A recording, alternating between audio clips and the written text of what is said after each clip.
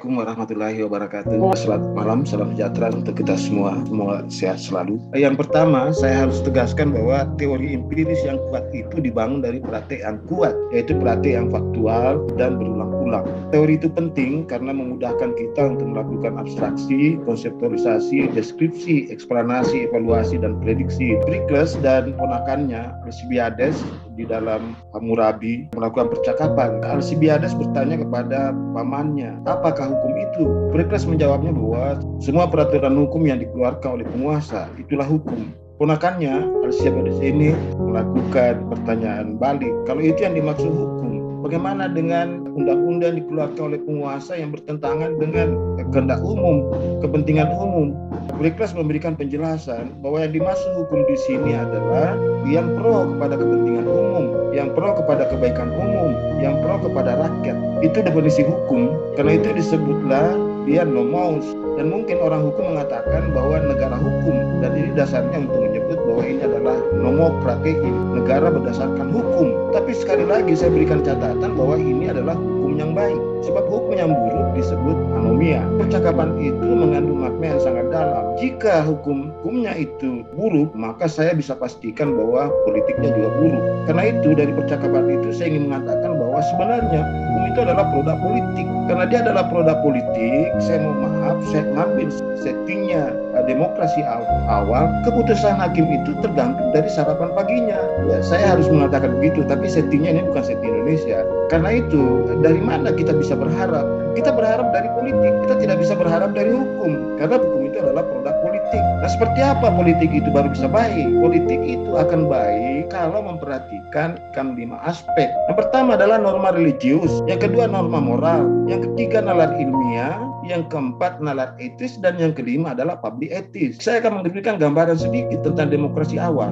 Saya harus memberikan penegasan bahwa demokrasi Athena yang lahir pada abad kelima atau sekitar 508 sebelum Masehi itu adalah untuk menegakkan eksistensi kedaulatan rakyat dan rakyat berdaulat. Karena itu penegasannya adalah kemerdekaan. Kenapa demokrasi ini muncul? Karena dia ingin membebaskan dirinya, rakyat itu membebaskan dirinya dari pemerintahan despotis, dari kekuasaan despotis, suatu kekuasaan yang menganggap rakyat itu sebagai budak yang ikut saja. Karena itu rakyat kemudian tidak mau diperlakukan sebagai budak, kemudian mengambil alih pemerintahan itu dengan cara menjatuhkan penguasa despotis. Yang ingin saya katakan di sini bahwa kalau kita belajar dari demokrasi, kita jangan meminta rakyat untuk belajar memilih pemimpin. Demokrasi awal itu lahir karena kemampuan rakyat untuk menjatuhkan penguasanya, bukan menaikkan penguasanya. Kemudian setelah lama menghilang, pada abad ke-18 itu muncul kembali dalam bentuknya sama sekali berbeda di Amerika. Tapi dia bukan melembagakan eksistensi kedaulatan rakyat. Waktu itu di Amerika Serikat, imigran 13 koloni ini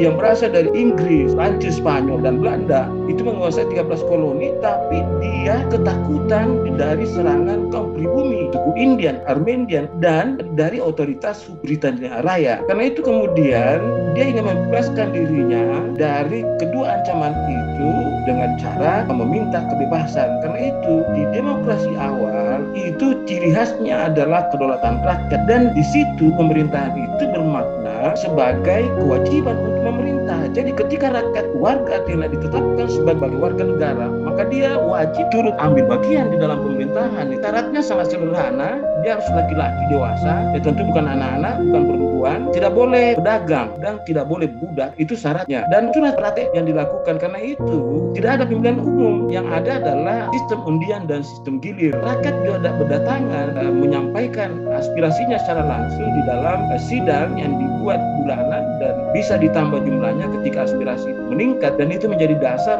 oleh penyelenggara pemerintahan untuk melaksanakan fungsi pemerintahan itu yang mencakup 3 hal pokok: pelayanan, pembangunan, dan pengaturan. Itu demokrasi awal. Dan saya kira kemudian semangat itu juga diadopsi oleh Amerika dalam hal pemerintahan langsung, pemerintahan sendiri. Dan seperti yang diungkapkan oleh Abraham Lincoln pada tahun 1863, dia mengatakan bahwa pemerintahan kita adalah pemerintahan dari, oleh, dan untuk rakyat. Jadi semangatnya ada, tetapi prakteknya tidak lagi seperti itu.